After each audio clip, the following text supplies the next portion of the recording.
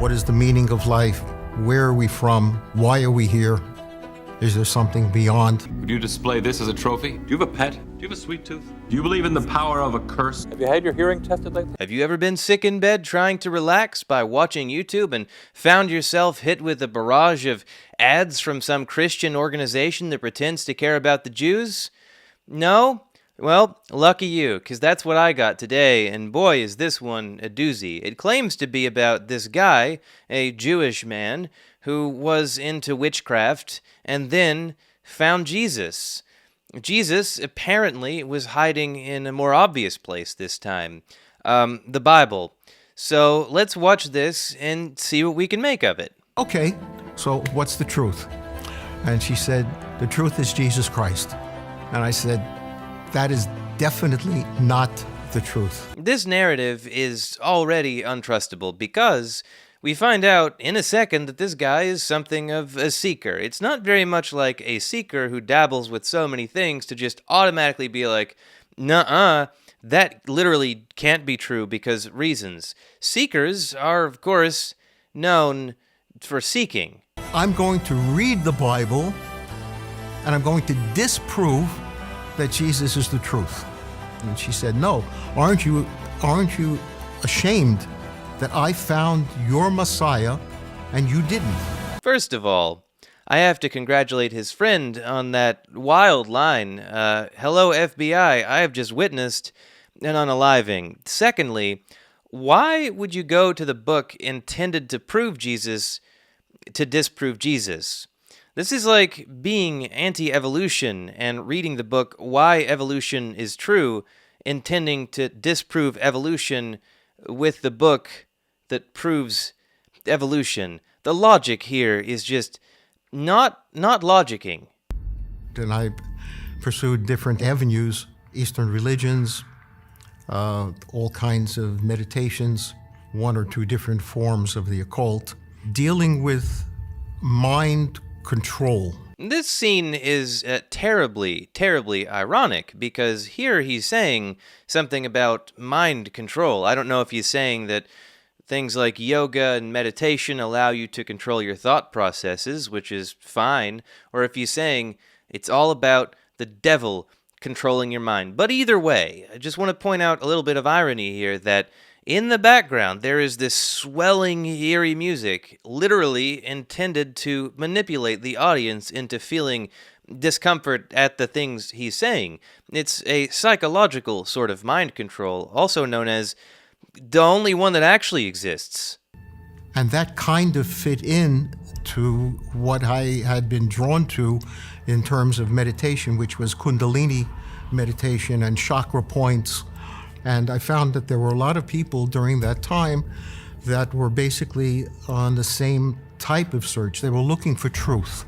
But in the search for truth, we all ended up getting a certain degree of power. I very much would have liked to know what kind of power he's talking about here, because every time somebody mentions the occult and witchcraft and goes on about power, it turns into something like, I cast spells on my enemies and bad things happen to them. But in this case, we don't really find out what he means by power or witchcraft or the occult. I'm not saying this man is a plant or that he never was involved in witchcraft or the occult. I'm not saying that. What I am saying is this story is a bit light on the details, where you would expect if somebody had really been involved with such mysterious, magical things most of this audience will be unfamiliar with, they might want to explain a little bit more.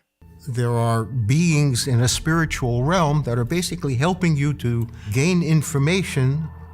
I know it sounds, no, that's not true. Nobody could really do that. Believe me, you can do it. One thing I notice about these stories of I was involved with the occult and I learned all this secret information you wouldn't even believe is it's never anything like useful. They never solve unsolved physics problems that have been bothering physicists for generations. It's always something like, oh, I learned from the spirits that if you hop on one leg, patting your head and rubbing your belly in the middle of a circle of salt, your ex will shit their pants. It's always something like that. It's like the star seeds. The star seeds who believe they are ensouled by aliens, they'll say, oh, I am from the 50th dimension, but I can weave between different dimensions, and that's how I became ensouled in a human body. And I am originally from the Pleiades cluster, and we have a galaxy-spanning civilization that humans aren't advanced enough yet to contact. And they never actually give us anything like, oh, here's a brand new technology that will end world hunger. It's always like, here's a bunch of useless facts about what it means to be a starseed. Like, give us something real, please. And so while you search for truth, you end up with power, but you never really end up with peace. It's something that draws you away from a desire to know God. You know, I like to think I'm something of an expert on being human because I have been one for a few years at least, maybe a little bit more. And from my time as a human, I've learned we don't really like peace a whole lot, actually. We'll say we do, for sure. But in the end, it seems like power wins out over peace. And we could go into a whole Nietzschean discussion on how this man is unknowingly playing into Nietzsche's ideas on the negation of life that is Christianity, that Christianity essentially has a contempt for life that makes you give up on the things that make you the most human. We could do that. That'd be really fun. I love doing that. But I just want to really quickly make the point that peace is not something I've found in the human experience. If you have, let me know, but I would almost guarantee you haven't either. Christians will say they have a peace that surpasseth all understanding, but I'm not sure that's a good thing. The creative element in man is one of chaos, and to give that up is to give up something about being human, ignoring whether such peace is really divine or not, which I don't think it is. I think the chaos is the thing that really drives the greatest in humanity. So it didn't really seem wrong until it started to get a little weird, more like witchcraft. Please, do go on, Governor. But he doesn't. He doesn't go on at all. He doesn't explain anything about what made it weird. I cannot accept that Jesus was the truth, particularly in light of the history of what has been done in the name of Jesus to the Jewish people. You know, I think this is a perfectly respectable reason for a person, especially of Jewish ancestry, to not believe in Jesus as the Messiah. Think about all the pogroms and such. The pogroms against Jewish people in Europe didn't even spare conversos, let's say, people who converted to Catholicism from Judaism. They were not spared just because they had converted. I think that says something, and it's not a positive something. And I said, first I'm going to start with the Older Testament, because I'm familiar with the Older Testament. I went to Hebrew school. And as I began to read the Tanakh, I said, aha! You see, right here, right at the beginning, you have a plural noun, you have a past tense singular verb. Even grammatically, in the beginning, God, plural, created, past tense singular. There are grammatical mistakes. Now, these kinds of mistakes are interesting from a scholarship perspective, but I don't think grammatical mistakes are enough to disprove anything in particular. Now, that is assuming they are, in fact, grammatical mistakes, which in many cases it's not, and it's just people not understanding context or origins or so on and so forth. By the way, you may have noticed the audio desynced a little bit there. That was not my doing. It's like that in the original clip. This channel that I took this video from has 1.3 million subscribers, is obviously well-funded, and can't edit videos any better than I can. So during this time, I continued to read the Older Testament. It was like stories. They were nice stories. Sometimes if you're a moral person, you can build your life around. I always wonder when I hear things like that, what book were you reading exactly? Because we clearly read different books. The Old Testament is full of genocide and slaughter and plagues and gods acting very irrationally indeed. How are we reading this so differently? But as I read the gospel accounts, I said, there is something about this person, Jesus, that was very different from the Jesus that I grew up with on the streets of New York. Okay, now that is the second hardest line in this so far, although I once again have to question, what were you reading, my guy? Because the Jesus in the Bible, if you actually read about him, he is a lot nastier than the popular perception of him. I just couldn't explain it. I said, there's something about this man that draws me to him. The manner in which he spoke, the clarity with which he spoke, the respect with which he spoke. So here we learn that Jesus apparently spoke with a great deal of clarity. I would certainly think that's the case when he's calling Gentiles dogs.